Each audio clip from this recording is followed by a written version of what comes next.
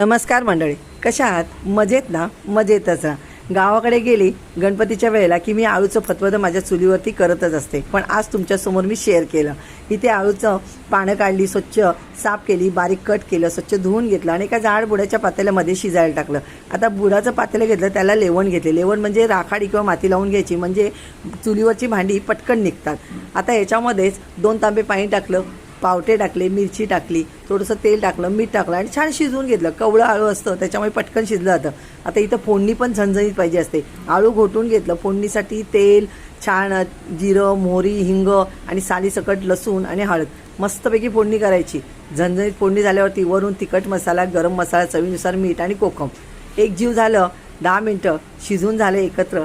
नंतर गरमागरम भात आणि आळूचं फतफदं. हे खाण्याची मजा वेगळीच असते. व्हिडिओ आवडला तर लाईक आणि शेअर नक्कीच करा. धन्यवाद.